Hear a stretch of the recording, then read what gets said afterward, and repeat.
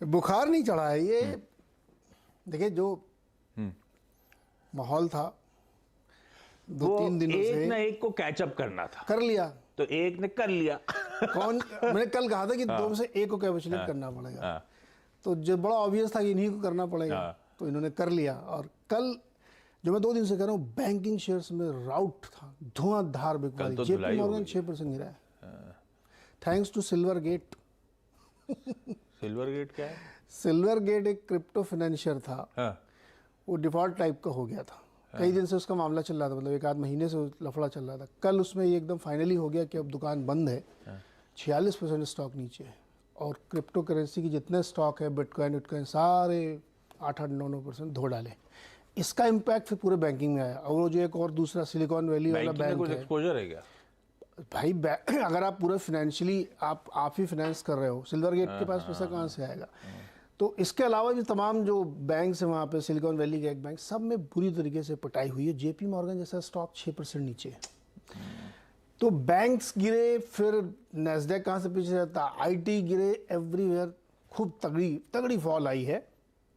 और ऐसा कुछ कल डेटा नहीं आया जहाँ जिससे कि आप बहुत चिंता करें, लेकिन आज शाम को जो जॉब डेटा आना है उसकी चिंता में, फिर मंगलवार को जो सीपीआई आना उसकी चिंता में, मार्केट ने अपने आप को क्या कहते हैं, एडजस्टेड, आजकल नया फैशन चला ना, एडजस्टेड नंबर दिखा दिए उसने कि ये होना चाहिए।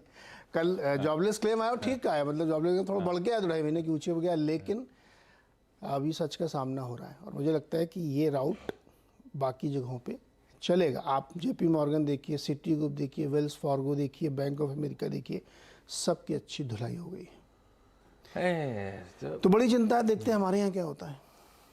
तो जॉबलेस क्लेम्स के नंबर तो 21,000 बढ़ा, मतलब कि भाई कई सारे लोग भत्ता मांगने आ रहे हैं, मतलब नौकरियां नहीं मिल रही हैं। तो ये आंकड़ा तो कंफर्ट देना चाहिए था, लेकिन कोई कंफर्ट स्क्रीन्स पे नजर नहीं आ रहा है। कल भाई स्टीप सेल ऑफ था यूएस में बैंकिंग स्टॉक्स में। अब वो रीजन शायद वो तूल हो गया किसी क्रिप्टो एक्सचेंज के चलते, लेकिन सेल ऑफ एग्रीवेट इसीलिए होता चला गया क्योंकि कंसर्न्स अब माउंट हो रहे हैं कि अगर ब्याज दरें ऐसी बढ़ती रही तो फिर बोरोअर डिफॉल्ट्स होंगे, तो बैंक्स पे वैसे ही सेंटिमेंट्स फिर वे करते हैं। कल S&P 500 के सारे इंडेक्सेस में फाइनेंशियल सबसे तगड़ा 4.1% का दबाव। इस तरह से फाइनेंशियल्स का सेल ऑफ था कल वहां के मार्केट्स में, और खामियाजा फिर अक्रॉस द बोर्ड झेला है हमने। आज खैर वो सबसे इंपॉर्टेंट फरवरी की जॉब्स रिपोर्ट रात में आएगी हमारे समय अनुसार, जिसपे हम लोग मंडे को रिएक्ट कर रहे होंगे। लेकिन लास्ट इंपॉर्टेंट क्यू ये, और एक इन्फ्लेशन नंबर आने हैं अभी मंगल को। ये 2 क्यूज रह जाते हैं सबसे इंपॉर्टेंट, वो 22 तारीख के फेड के मीट के आउटकम से पहले। तो बहुत क्लोजली अब स्ट्रीट इसको वॉच आउट करेगी। खैर लार्जली सबके सब अब 50 बेसिस पॉइंट की तरफ बढ़ चले हैं। मैं लास्ट उनका पोल पढ़ रहा था, 63% चांसेस अब मानने लगे हैं 50 बेसिस पॉइंट्स के एक हाइक की। 25 बेसिस के स्टेप डाउन के बाद वापस उछाल होगा शायद फेड के अगली बार, इस बार के अनाउंसमेंट पे। ये सब मूड बिगाड़ने का काम। यूएस में प्रेशर अब माउंट हो रहा है इक्विटीज पे, और हम अब 17,500 के नीचे खुलेंगे, इस तरह के इंडिकेशंस। सिंगापुर सुबह थ्रो अप करता हुआ।